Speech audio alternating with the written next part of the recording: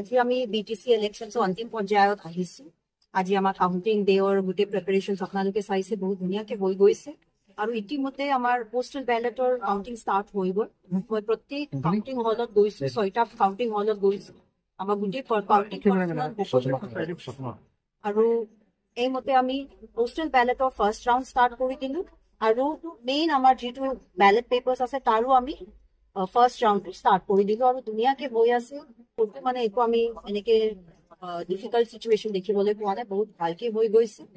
আমি প্ৰত্যেক সমষ্টিৰ কাৰণে অলমষ্ট অন এন এভাৰেজ আমি 7 টেবলছ লৈছো, 7 main tables plus 1 postal ballot table.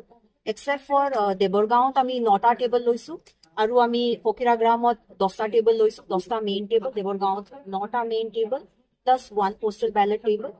আৰু এনেকে কৰি আমি আশা ৰাখিছো যে উইদিন 10 ৰাউণ্ডছ, এতিয়াতো ফাৰ্ষ্ট ৰাউণ্ড হৈ আছে, চলি আছে, উইদিন 10 ৰাউণ্ডছ আমি কাউন্টিঙৰ প্ৰক্ৰিয়াটো শেষ কৰি দিব পাৰিম। কিমান টাইমটো এক্সপেক্ট কৰিব পাৰি? আমি এক্সপেক্ট কৰি আছো আজি এতিয়া যেতিয়া ফাৰ্ষ্ট ৰাউণ্ড শেষ হ'ব তেতিয়া আমি কেলকুলেট কৰিব পাৰিম যে 1 ৰাউণ্ডত কিমান এভাৰেজ টাইমিংটো লয়, তাৰ হিচাপতে আমি কেলকুলেট কৰিব পাৰিম। মানে ইলেক্টৰ পৰিস্থিতিটো নিয়ন্ত্ৰণৰ কাৰণে এনেকুৱা এটা ব্যৱস্থা বিশেষকৈ ৰিজাল্টৰ পিছতো কিছুমান বেয়া পৰিস্থিতিৰ সৃষ্টি হয়, সেই ধৰণৰ পৰিস্থিতি কেনেকে আমি গম পাওঁ যে এনেকে কিবা চিচুৱেশ্যন হ'ব পাৰে। তাৰ বাবে অলৰেডি SPৰ লগত ডিছকাশ্যন হৈছে, ল এণ্ড অৰ্ডাৰ চিচুৱেশ্যন কেনেকে আমি কণ্ট্ৰল কৰিব পাৰিম যদি এনেকে অৱস্থা হয়।